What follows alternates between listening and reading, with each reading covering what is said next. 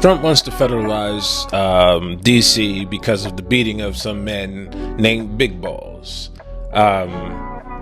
That's his handle, and that's what I'm going to call them for the length of this video. He wants to federalize it because Big Balls got his ass handed to him in Washington, D.C., in an upscale area of Washington, D.C., by an alleged group of teenagers.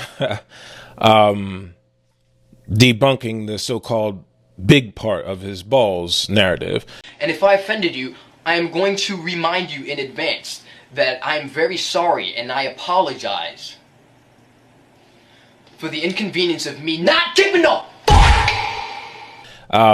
Allegedly, Big Balls was trying to break up a carjacking attempt by these teenagers in the presence of a man by the name of Marko Elez. Marko Elez is a man who, if you remember, around February of this year, was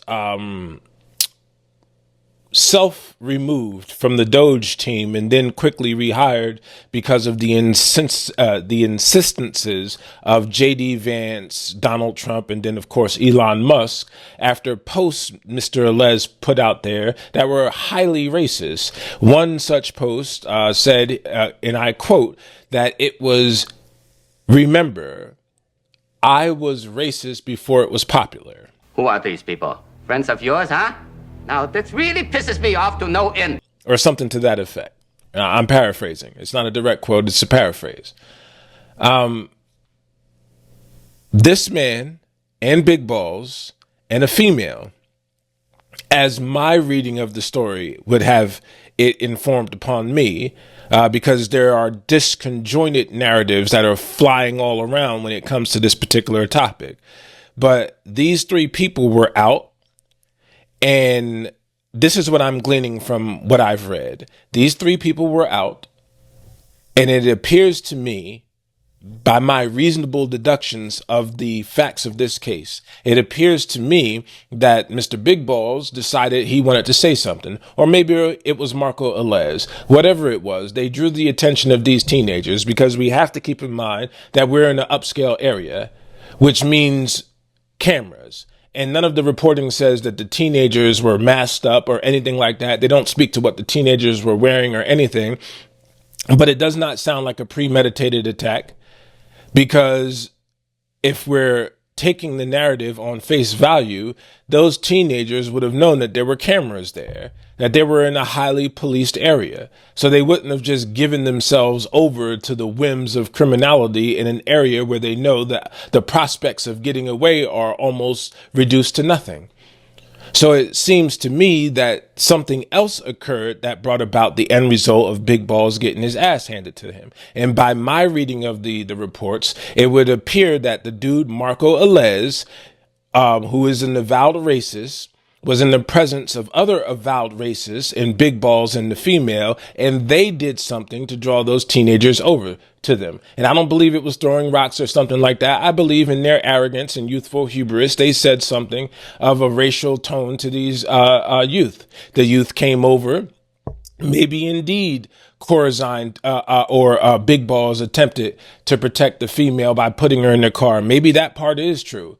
But I do not believe the incidental nature of the encounter was premised upon these youths' desire to want to rob these people. The reporting doesn't read that way. Instead, what I identify as having occurred is that these people, because of the company that Big Balls keeps, these people did or said something that provoked these teenagers.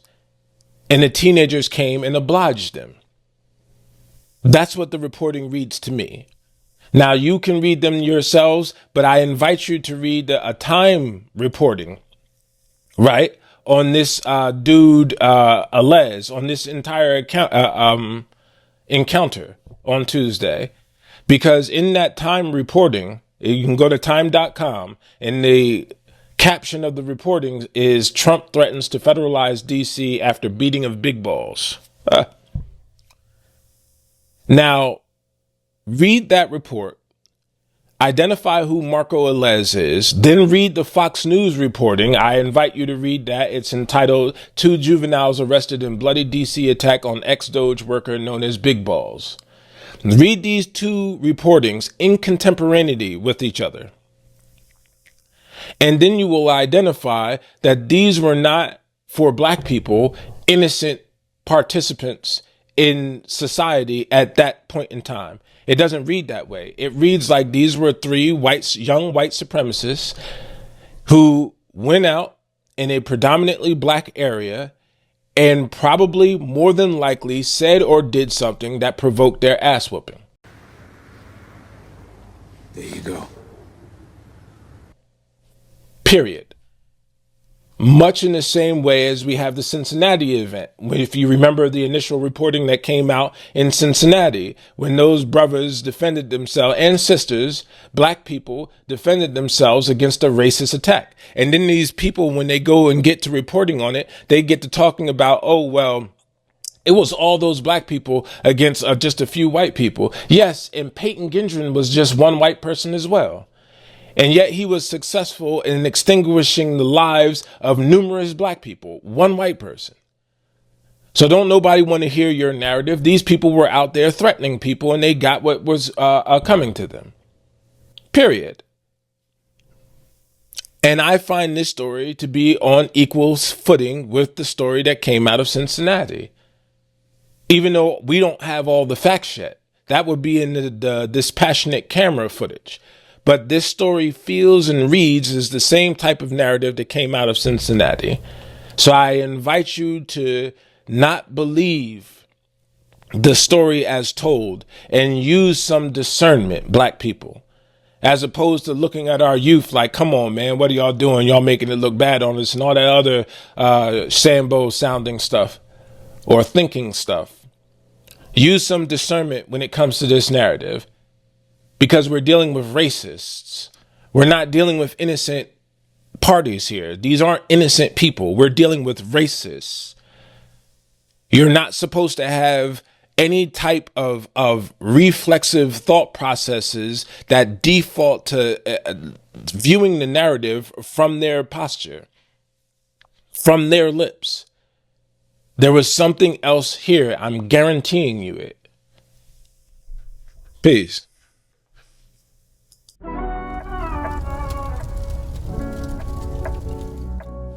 Period.